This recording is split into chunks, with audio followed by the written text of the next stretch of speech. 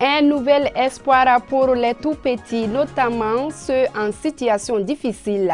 Il s'agit bien de l'Association pour la cause des enfants. Ce nouveau mouvement vient de voir le jour à Sebeninkoro. Nous en parlons dès l'entame de ce journal. Créée aux premières heures de l'avènement de la démocratie, la radio Clédou a 30 ans aujourd'hui. À cette occasion, la direction générale de la structure a mis les petits plats dans les grands. Projection d'une vidéo sur le parcours de la radio, témoignage de certains enseignants ayant fait valoir leurs droits à la retraite. Ce sont là, entre autres temps forts ayant marqué la cérémonie à suivre également dans ce journal. Bonsoir à toutes et à tous. Merci d'être à ce rendez-vous d'information sur ORTM2. Une fois n'est pas coutume, nous ouvrons ce journal par le sport Coupe du Monde Qatar 2022 pour son entrée en matière. Le Sénégal dans le groupe B. L'Angleterre a surclassé l'Iran par le score sans appel de 6 buts à 2. Cet après-midi également, l'équipe de l'ORTM a étrié celle de la HAC 6 buts à 2. C'est la deuxième victoire de l'ORTM dans la Coupe du numérique. Le prochain adversaire de l'ORTM est la Poste. Voilà, félicitations.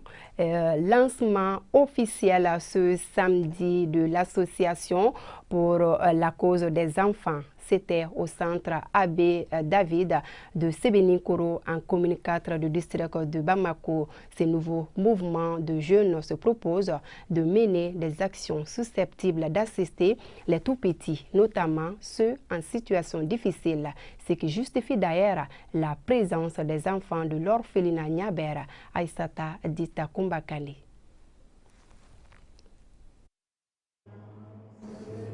L'exécution de l'hymne national marque ainsi le lancement officiel de l'Association des jeunes pour la cause des enfants, AJCI, un regroupement qui a pour objectif d'aider les enfants en situation difficile. Le 24 janvier passé, je suis allée fêter mon anniversaire dans un orphelinat à Sebeninkoro. Donc j'ai jugé nécessaire de faire une association parce que je peux fêter mon anniversaire dans un orphelinat, mais après ça sera fini. Donc, si c'est une association, on peut avoir des partenaires. Les gens auront confiance en nous quand nous avons des documents nécessaires pour la cause. L'objectif visé, c'est de donner les sourires aux enfants et non seulement ça, les former dans plusieurs métiers. Donner du sourire aux enfants, telle est l'ambition des partenaires de l'AJCI, d'où ces propos de l'ambassadrice de l'association et du parrain. Déjà, j'ai vu des jeunes, une jeune dame engagée qui aujourd'hui décide d'aider les enfants, des enfants démunis, des orphelins.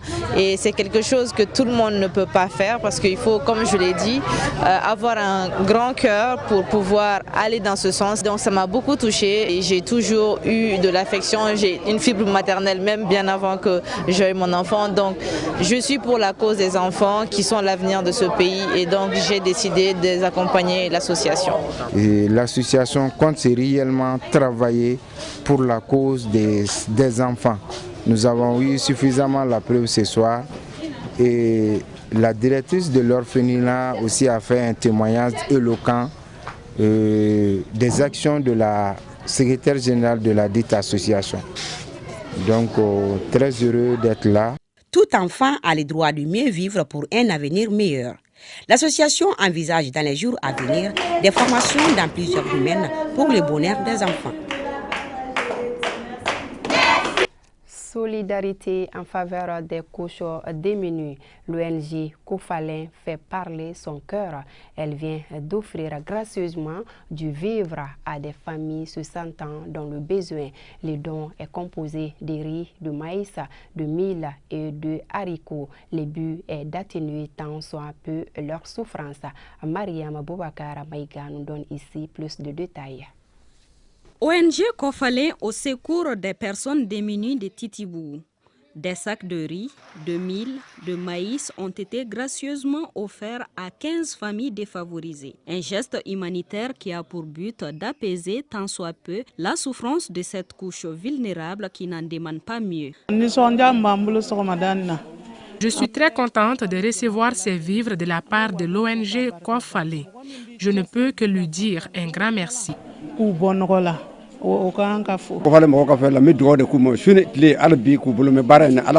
Je ne peux qu'exprimer toute ma gratitude à l'ONG Kofale qui nous vient en aide à chaque fois que l'occasion se présente. À travers cette initiative, l'ONG Kofale entend jouer sa partition dans la lutte contre la sous-alimentation en milieu défavorisé. Depuis le début de ce programme, l'ONG, l'intention c'était pour aider les familles défavorisées. Les familles qui n'ont pas les moyens d'éducation pour les enfants. Ce n'est pas seulement l'éducation, c'est aussi donner la nourriture à ces familles. C'est les mêmes familles défavorisées vraiment qui nous ont donné l'idée, parce qu'il y a beaucoup de nos enfants qui viennent à l'école ventre vide. Donc on ne voulait pas voir ça. Donc on a commencé un programme de nourriture à côté, vraiment pour en tout cas aider ces enfants-là de manger bien avant de venir à l'école. Cette opération de l'ONG Kofale s'inscrit dans le cadre d'un vaste programme de distribution de vivres aux personnes démunies. L'occasion a été mise à profit pour gratifier certains membres de l'ONG à travers une remise de certificats de reconnaissance. Les bijoux, moyens de parure par excellence pour les femmes, notamment à l'occasion des cérémonies de mariage, de baptême ou d'autres événements de ce genre. Toutefois, pour qu'ils continuent à conserver leur éclat et attirer davantage les hommes, la règle d'or s'appelle un entretien régulier, une activité génératrice de revenus pour certains particuliers qui se sont spécialisés dans le domaine. Une équipe dirigée par Aminata Amadoula s'est rendue à la Maison des Artisans, suivant leur reportage.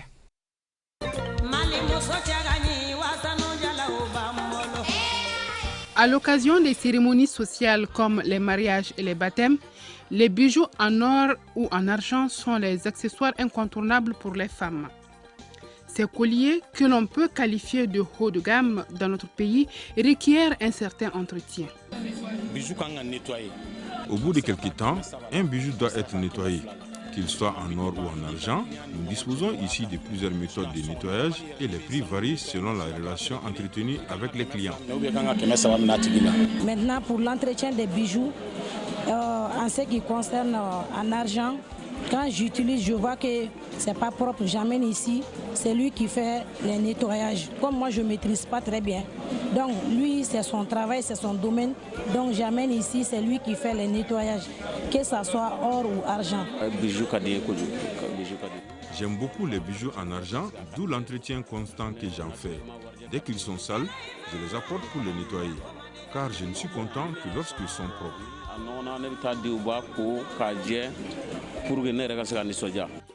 Devenu un métier à part entière, le nettoyage et la teinte des bijoux en or et en argent sont des activités que mènent de nombreuses personnes à la Maison des Artisans, communément appelée artisanat.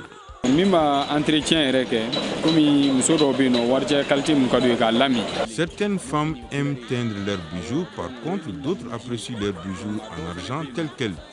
Le travail est fait selon la qualité du métal et les prix aussi varient selon la demande. Dieu merci, nous nous en sortons.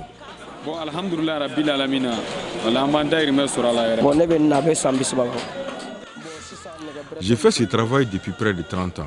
Aujourd'hui, les femmes ont moins de bijoux en or et en argent. Autrefois, nous pouvions gagner entre 150 000 et 200 000 francs CFA à l'approche des fêtes avec le nettoyage et la teinte des bijoux. Quel que soit le bien précieux que nous ayons, un entretien est toujours nécessaire pour bien le préserver. Cela est surtout valable pour les bijoux, et ce, qu'ils soient en or ou en argent.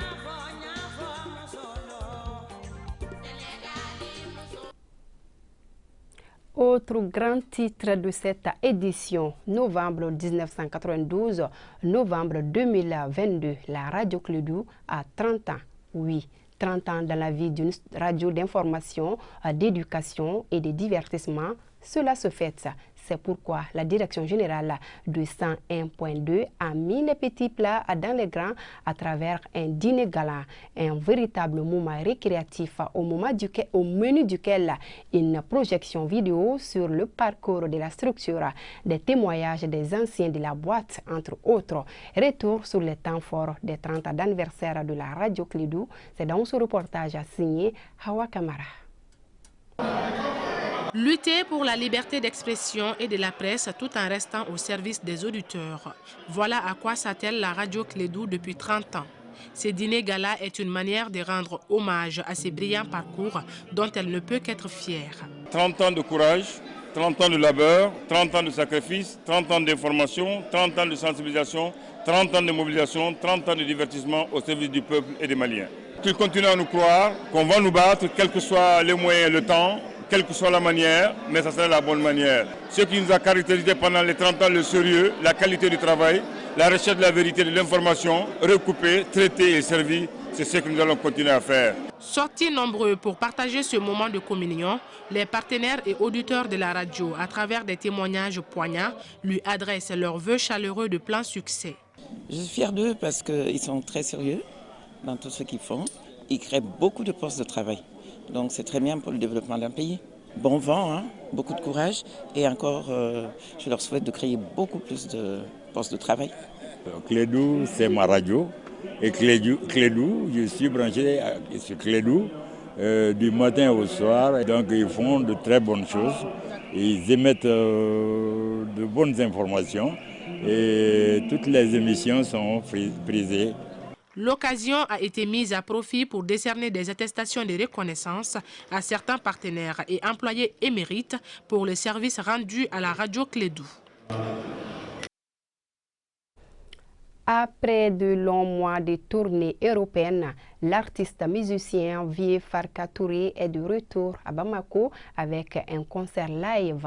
Il a livré le samedi dernier à l'Institut français un concert pour le plaisir des mélomanes. En se produisant sur scène, Vieux Farka a fait vibrer la salle avec quelques-unes de ses chansons. Il a également revisité certains classiques de son défunt père, Ali Farka. Foussine Sissoko nous fait vivre quelques temps forts de ce retour de Vieux Farka sur la scène musicale. Suivons ensemble. Une calebasse, une flûte, une batterie, une guitare acoustique et électrique, c'est l'arsenal déployé par Vieux Farka pour électriser la salle Institut français de Bamako. Les anciennes mélodies reprises dans le répertoire de son défunt père, Ali Farka, ont ébloui plus d'un. Le jeune Vieux Farka a profité de l'occasion pour livrer l'exclusivité de son nouvel album. Pour moi, c'était une réussite. De tout le temps que je joue ici, en réalité, c'est plein. Mais aujourd'hui, c'est doublement plein. Et voir tous mes amis, les artistes, les musiciens, tout le monde qui vient vraiment pour supporter, c'est quelque chose. C'est ça qu'on cherche en fait. Chaque fois que j'ai l'occasion, c'est de faire plaisir aux gens qui sont là. Ce show coloré a vu la participation de plusieurs artistes. Je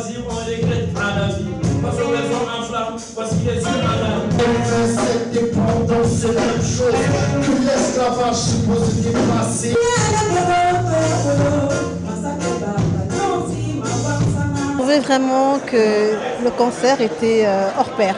Comme on dit, ça veut dire que c'était vraiment excellent. Mais surtout, je suis contente parce que Vieux Farka et son équipe se sont bien éclatés. Le public s'est bien éclaté. Ça nous fait plaisir en fait, quand il y a un événement comme ça soit relayé aussi au sein des médias pour voir que voilà, Vieux Farka, c'est très rare qu'il joue ici. Il joue une fois par an en général et on est content qu'il ait fait à l'Institut français et nous, on est ouvert à tous les artistes. C'était un concert super bien, c'était du blues songwe. Il nous a fait un peu reviser le papa Ali Farka Touré, paix à son âme, qui vit encore avec nous à travers ses rites et aussi avec sa touche personnelle et nouvel album qu'il vient juste de nous. Donc le concert était vraiment magnifique, on a dansé au rythme de la musique, on va dire, du monde entier, parce qu'il y a aussi d'autres artistes maliens et internationaux qui sont venus le soutenir. Depuis plus d'une décennie, Vieux Farka, affectueusement appelé Jimi Hendrix du désert, a pris les flambeaux de son père.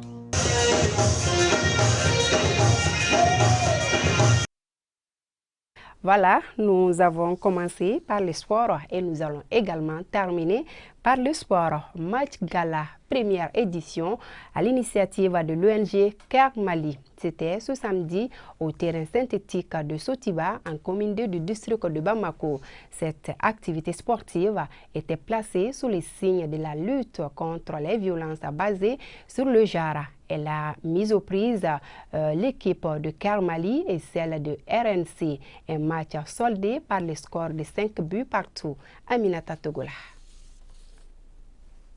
Cette rencontre entre l'équipe du NRC à maillot orange et celle CARE Mali a tenu toutes ses promesses. Au cours du match, la première mi-temps était favorable aux Blancs de CARE Mali avec un score 3-2. À travers ce match gala, les organisateurs veulent montrer leur engagement dans la lutte contre la violence basée sur le genre. Nous sommes engagés dans cette lutte et nous allons continuer à conjuguer nos efforts pour continuer à dire non aux violences faites sur les femmes et les jeunes.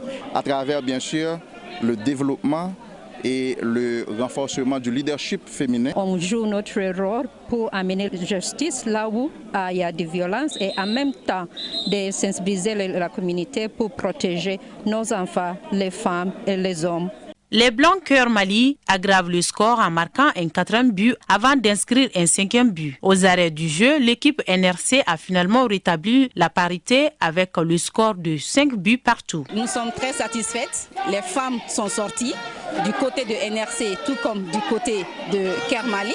Et comme vous avez remarqué, on est en train de jouer en complémentarité. C'est pour dire que il n'y a pas en fait de femmes sans les hommes. Nous sommes complémentaires et nous voulons évoluer ensemble pour lutter contre ce fléau. Les deux parties se disent satisfaites de la compétition.